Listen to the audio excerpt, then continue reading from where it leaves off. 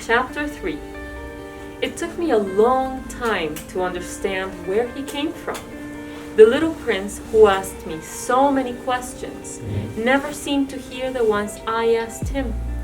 It was things he said quite at random that bit by bit explained everything.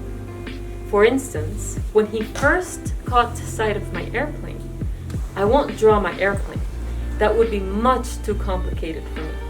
He asked, "What's that thing over there?" "It's not a thing. It flies.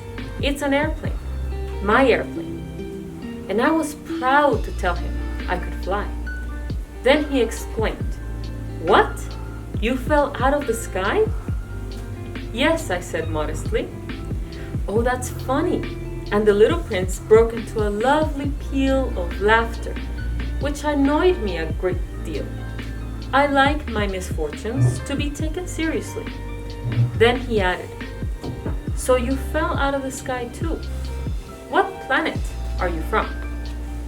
That was when I had the first clue to the mystery of his presence, and I questioned him sharply. "Do you come from another planet?" But he made no answer.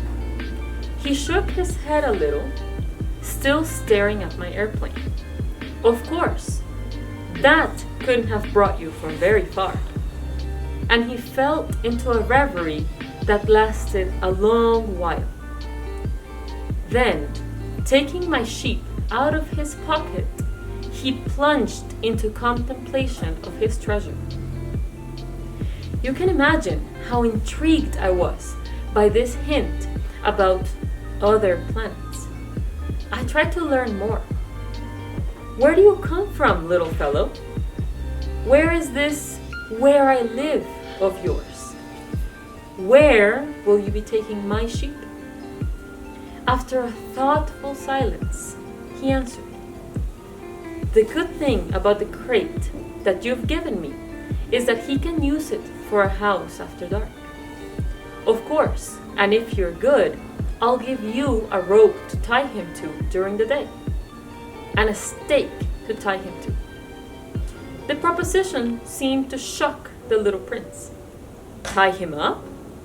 What a funny idea! "But if you don't tie him up, he'll wander off somewhere and get lost." My friend burst out laughing again. Where could he go? Anywhere, straight ahead. Then the little prince remarked quite seriously, "Even if he did, everything is so small where I live." And he added, perhaps a little sadly, "Straight ahead, you can't go very far." Now we are going to do a thinking routine. So, see, think, and wonder. The first question is, what did you see in the story? What details did you see in the story that stand out?